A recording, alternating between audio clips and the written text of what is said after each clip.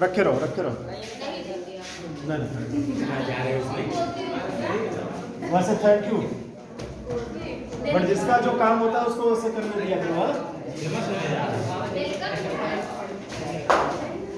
It's my work, है ना। जब कभी आपके बच्चों को पढ़ाते रहेंगे तो उस समय हमारी अवस्था ऐसी हो जाएगी कि उनको मिटाना पड़ेगा, तो उनको शिक्षा दीजिएगा कि ऐसा करें। अभी हमारी है ना, तो क्या चीज, अरे कहीं भी होंगे पढ़ा तो रहेंगे, पढ़ाएंगे तो नहीं ना। सपना है कि जॉब में होंगे फिर भी पढ़ाएंगे, बच्चों को पढ़ाएंगे। हाँ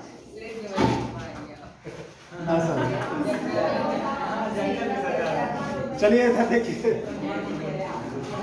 हाँ इधर देखिए भैया, 100% कोई कंप्लीट तो नहीं हो सकता, ये सारे लोग जानते हो। 100% कंप्लीट कोई नहीं हो सकता, लेकिन हम 80-90 के आसपास हुए तभी सर्वोत्तम होते हैं, है ना। तो 80-90 तक पहुंचने का प्रयास करते हैं हम लोग। चलिए देखिए, क्वेश्चन आपका मोल संख्या पर आधारित है। क्वेश्चन लिख लीजिए पहले। 0.2 मोल हाइड्रोजन अणुओं का 0.2 मोल हाइड्रोजन अणुओं का। कल हमने क्लास में आप लोगों को बताया था कि कौन कौन से तत्व आणविक रूप में पाए जाते हैं, याद है सबको? Yes sir. चलिए तो एक एक से पूछते हैं। पीछे ये एंटीना वर्क कर रहा है भैया, ये एंटीना वर्क कर रहा है भैया? हाँ एंटीना बढ़िया काम कर रहा है? नहीं कर रहा है ना? कर रहा होता तो अभी जो बोले वो समझ गए होते। क्या पूछे भैया?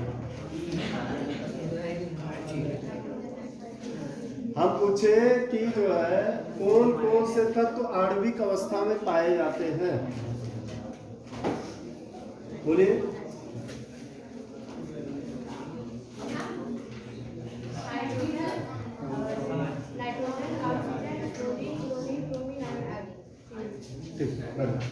टोटल 7 बताए थे, 2 और बताए थे, फास्फोरस और फास्फोरस की आणविकता 4 है, वो 4 परमाणु पाए जाएंगे, और सल्फर का 8।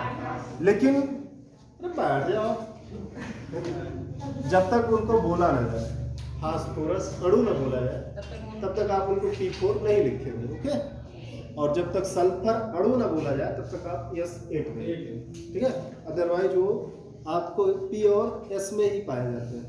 तो यहाँ पे जो क्वेश्चन है आपका 0.2 मोल हाइड्रोजन अणु, चाहे अणु बोला होता है या ना बोला होता तब भी हम हाइड्रोजन को H2 ही मानते हैं, ठीक है।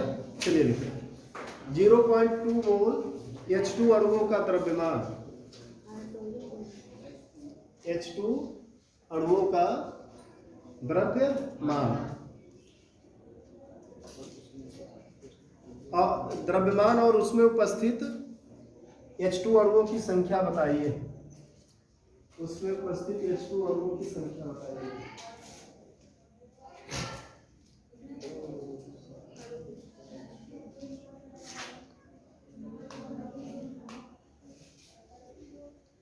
ठीक है, जैसे कहीं कुछ खराब हो जाता है ना, कोई चीज़ खराब हो जाती है, उसको सही करना होता है।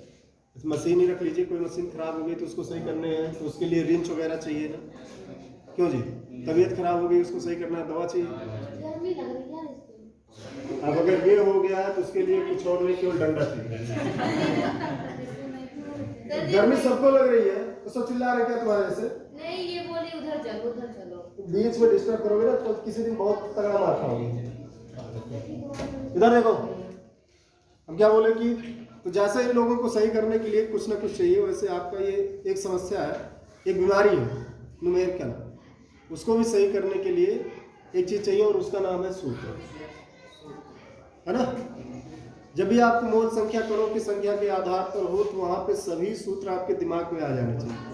अच्छा, जैसे कोई नट खोलना है, कोई एक रिंच लगाया वो नहीं लगा, फिर दूसरा रिंच लगाया तब नहीं लगा, तीसरा रिंच लगाया, कोई ना कोई एक तो लगेगा ही लगेगा। वही सेम इसमें भी रूल है, जरूरी नहीं है कि जो आपको फार्मूले याद हो वही लगे, उससे रिलेटेड और भी फार्मूले उनका प्रयोग करते रहिए। लेकिन कुछ लोग जो सवाल देख करके ही कह दें कि नहीं आया है, नहीं आ पाएगा, तो उनके लिए दिक्कत हो जाती है। प्रयास करिए, कुछ लोग प्रयास ही नहीं करते हो। तो प्रयास करने के बाद जब तुम लोगों से नहीं आएगा तब उनसे पूछोगे तो हमसे ये रेंज बता देंगे, ये रेंज लगाइए या यही दवा खाइए, बीमारी ठीक हो जाएगी। ठीक है, तो यहाँ पे क्वेश्चन में अब सीधा सीधा वो 0.2 मोल दिया है ना, यानी मोल संख्या दिया गया है आपका 0.2। अब मोल संख्या के आधार पर जितने क्वेश्चन, जितने फार्मूले हैं वो आपके दिमाग में आ जाने चाहिए। मोल संख्या का क्या फार्मूला है? मोल संख्या बराबर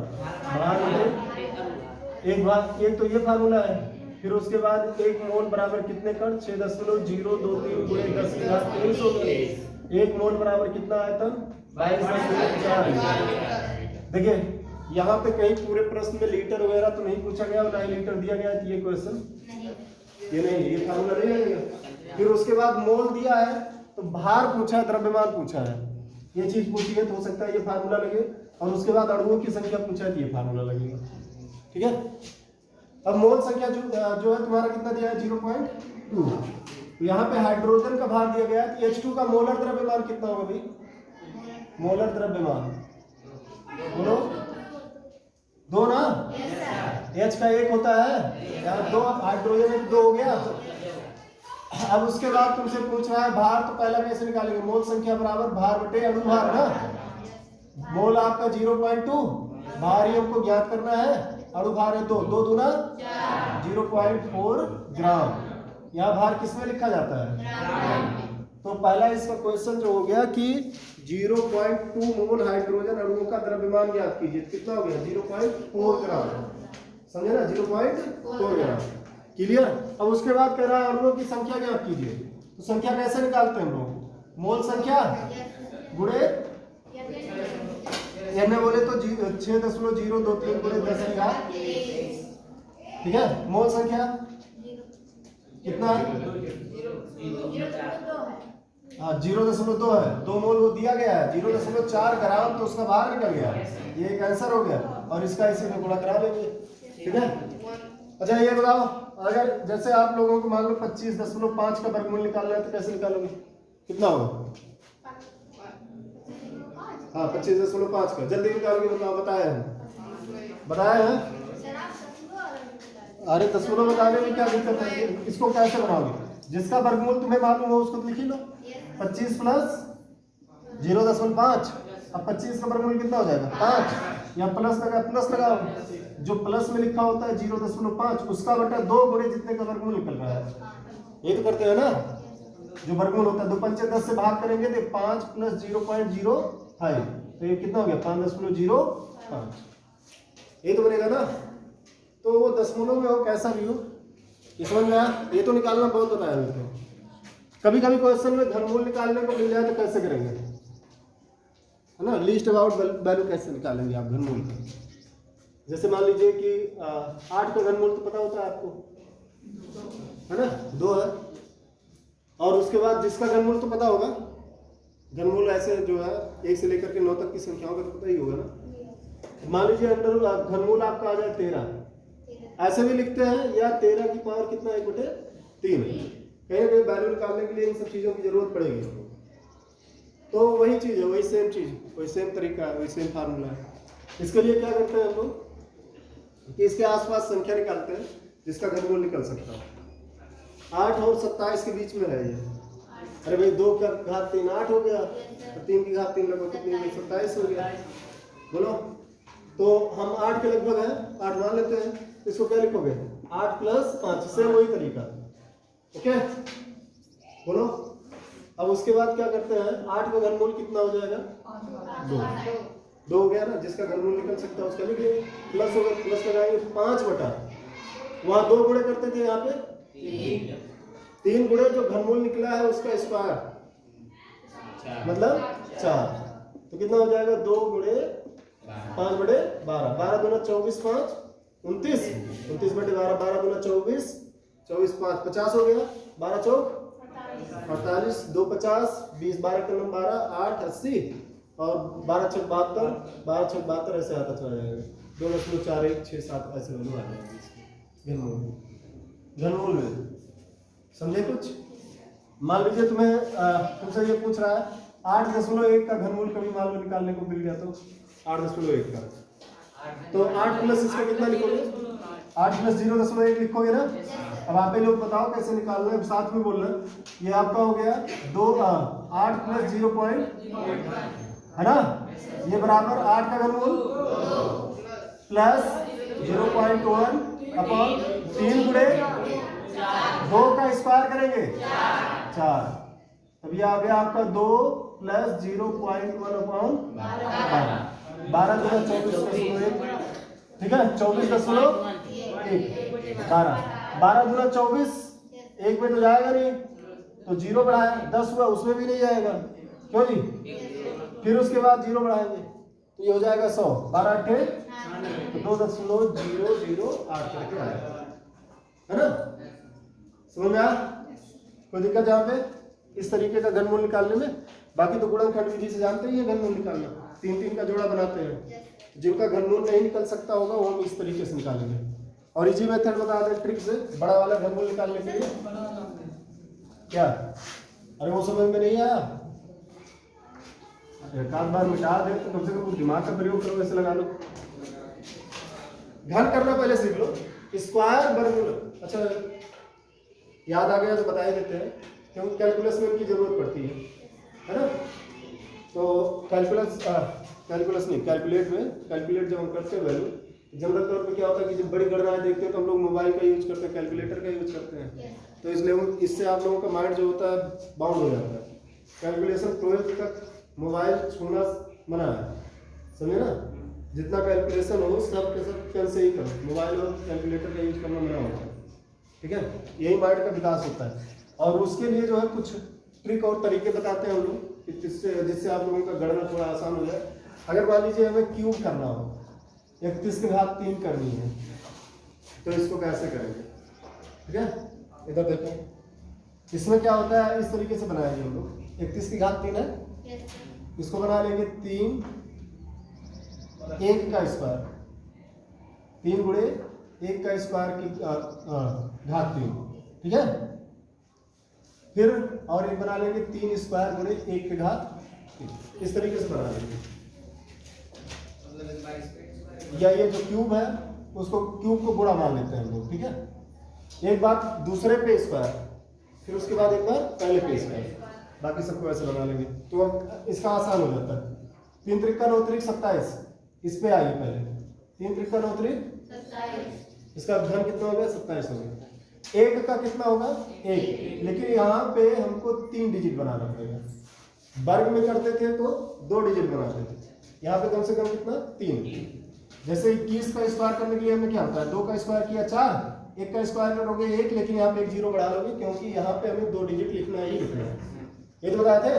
फिर उसके बाद इन नंबर्स का गुणा कराते थे, 2 एकम 2, 2 दूना 4, एक अंक कैंसिल करके लिखते थे 4, तो ये कितना हो गया? 441, 21 का स्क्वायर 441, ये हो गया ना। वैसे यहाँ पे भी 3 त्रिका 9 त्रिक 27, 1 का स्क्वायर ये हो गया। अब यहाँ पे कितना बढ़ेगा? 3 एकम 3 त्रिका 9, एक अंक कैंसिल करके 9 लिख लिया, क्लियर। 3 त्रिका 9, 9 एकम 9, 9 त्रिक, आपकी बार 2 अंक कैंसिल करके 27 लिख लेंगे, तो कितना आ जाएगा? 1 9 7 2 9 2, ये इसका घनमूल हो जाएगा, घन हो जाएगा। नहीं तो 2 बार 3 बार गुणा करना पड़ेगा आपको, थोड़ा सा आसान होता है, ज्यादा आसान नहीं होता है। मान लीजिए 99 का क्यूब करना है, ठीक है, तो क्या बनाएंगे? 9 गुणे 9 स्क्वायर गुणे 3, एक 9 स्क्वायर गुणे 9 गुणे 3, ये तो बनाएंगे। 9 9 81 होंगे 729, 9 9 81 9 729, 9 9 81 9 700, 3 अंक का 3 अंक का बन गया इसका 9 9 9 81 9 729, 729 दिया, 3 9 27, एक अंक कैंसिल करके 3 9 27, 3 गुना 6 2 8 और 3 7 21 हो गया, ये तो होगा।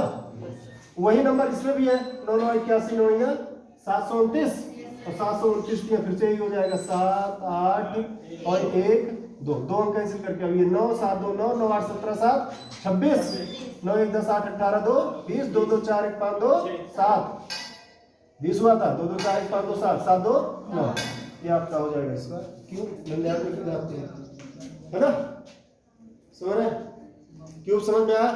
68 का करो, ऐसे ही करो। 68 का करो, 68 का क्यूब जल्दी करो। अब ये अगर दिमाग में बैठ गया तो ये तुमको करने की भी जरूरत नहीं है, वहीं पे स्क्वायर समझ लोगे। हाँ चलो 68 का क्यूब करो जल्दी।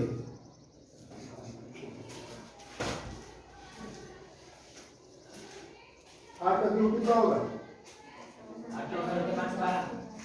8 64 के 512। इतना देर बोल रहे तुमने 2 सेकंड लिया, 3 सेकंड। 512 8 cube 512, 9 cube 729, 6 cube 216। ऐसे बोलना, ऐसे याद होना चाहिए। चला भाई 1 साल बाटे थोड़ा सब काम बना दे।